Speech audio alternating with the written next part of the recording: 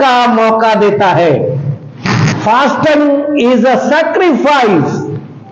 चाहे आप 4 घंटे उपवास में हो या 8 घंटे हो और सूरज उदय से अस्त तक हो या आधे दिन का उपवास हो, आपके जीवन में यह भी एक छोटा सैक्रिफाइस है।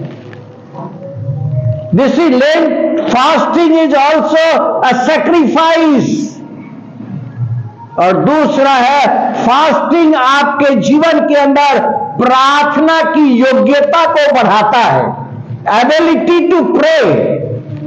फास्टिंग आपके जीवन के अंदर एक सहयोग देता है। Fasting helps you focus and here from God. उपवास में आप ईश्वर की आवाज सुन सकते। आवाज में परमेश्वर की जो आवाज धीमी होती है, उस आवाज को भी आप सुन सकते हैं। लेंट का उपवास हमारे लिए स्पिरिचुअल डिसिप्लिन है, आत्मिक अनुशासन। Lent fasting is a spiritual discipline for the church। यह एक आत्मिक अनुशासन है और यह आत्मिक अनुशासन से हमारा विश्वास बढ़ने में सहायता मिलती है। Lent fasting is a spiritual discipline। यह आत्मिक अनुशासन है। It helps us to grow our faith। नाव में चेले और यीशु मसीह झील के उस पार जा रहे हैं और तूफान आता है और चेले प्रभु को पुकारने लगते हैं, प्रभु तू सो रहा है और हम तो ना सो रहे हैं। ये भाइयों बहनों, प्रभु अगर देख रहा है कि हम ना सो रहे हैं तो यही हमारे लिए काफी है। चेले कहते हैं कि तू सो रहा है और हम ना सो रहे हैं, और यीशु ने तूफान को डांटा और वह तूफान थम गया। आज के दिन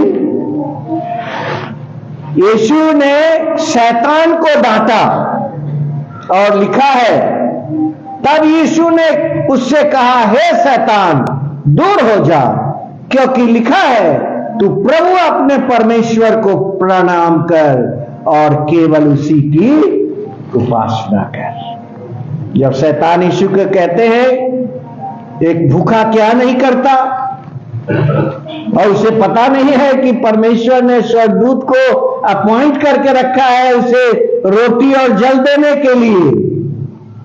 शैतान सोच रहा है ये 40 दिन का भूखा है और कोई इसको रोटी और जल देने वाला भी नहीं है, और वह उससे कहता तू मेरे सामने झुक जाओ।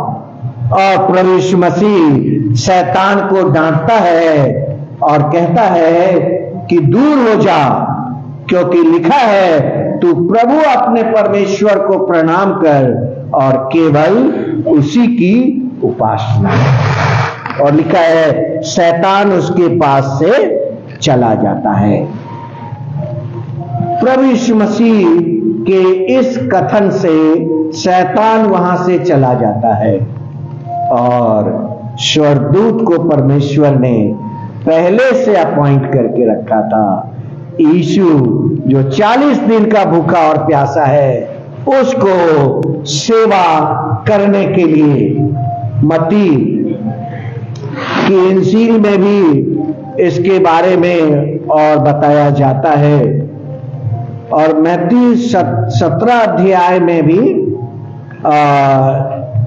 इसका वर्णन आता है, और वह है मोसेस, एलिया और यीशु, इन तीनों का एक साथ प्रकट होना। मैथ्यू चैप्टर 17, मत्ती रचित सुसमाचार और उसका 17 अध्याय। यह बाइबल के अंदर 3 लोग हैं जिन्होंने 40 दिन भूखा और प्यासा रहा। और इसका वर्णन 17 अध्याय में लिखा है कि ये तीनों लोग एक साथ देखे जाते हैं। 6 दिन के बाद यीशु ने पतरस और याकूब और उसके भाई यूहन्ना को साथ लिया और उन्हें एकांत में किसी ऊंचे पहाड़ पर ले गया और वहां उसके सामने उसका रूपांतर हुआ और उसका मुंह सूर्य की नाई चमका और उसका वस्त्र ज्योति के नाई उजला हो गया। मूसा और एलिया उसके साथ